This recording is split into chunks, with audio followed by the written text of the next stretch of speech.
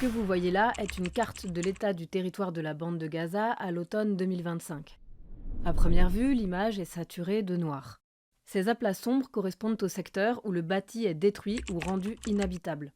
Leur répartition du nord au sud dessine une continuité presque ininterrompue. De fait, la destruction ne se concentre pas en quelques points, elle caractérise désormais l'ensemble du territoire. Regardez maintenant les espaces agricoles indiqués en vert clair. Là où existait une continuité de culture, on ne distingue plus qu'une mosaïque de parcelles isolées. La carte met en évidence que la destruction ne frappe pas que l'habitat, mais aussi les conditions matérielles de l'autonomie alimentaire et des moyens de subsistance.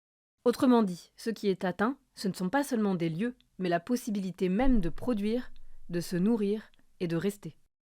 La carte donne ainsi à voir une transformation profonde du territoire. Des quartiers entiers disparaissent, les réseaux urbains ne marchent plus et les infrastructures essentielles, hôpitaux, écoles, services publics, sont détruites ou durablement hors d'usage. C'est la capacité du territoire à fonctionner comme un espace habité qui est remise en cause. Un autre élément majeur apparaît en surimpression, les déplacements forcés de population. En bleu, les campements de personnes déplacées se multiplient et se concentrent dans des espaces restreints sans que des lieux durables de réinstallation n'apparaissent sur la carte. S'ajoute à tout cela cette zone hachurée en orange-rouge qui correspond à une zone provisoire d'occupation militaire israélienne. Par sa position, elle fragmente le territoire et s'interpose entre plusieurs espaces habités. La carte montre également des postes frontières, signalés par ces symboles.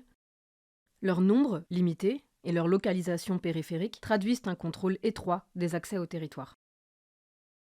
Cette contrainte est d'autant plus frappante que la bande de Gaza est un territoire littoral. Bien couverte sur la mer Méditerranée, celle-ci n'apparaît pas comme un espace de circulation ou de sortie, mais comme une frontière supplémentaire. Les comparaisons dans le temps, entre 2023 et 2025, établissent que cette situation est le résultat d'un processus continu de destruction et de recomposition spatiale qui s'étend et s'intensifie au fil des mois.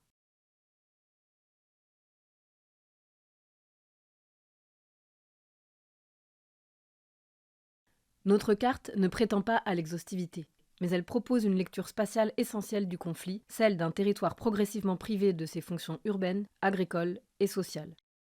Ici, la géographie pose une question politique fondamentale. Que signifie gouverner, administrer ou reconstruire un territoire dont les conditions mêmes de l'habitabilité ont été méthodiquement démantelées ?